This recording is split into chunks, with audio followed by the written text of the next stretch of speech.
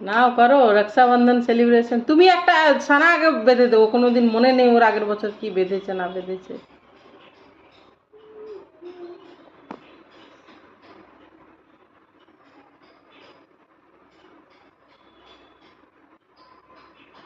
হ্যাঁ, এবার তুমি দিদিকে বেঁধে দাও। ঠিক আছে, জানি না বাবা।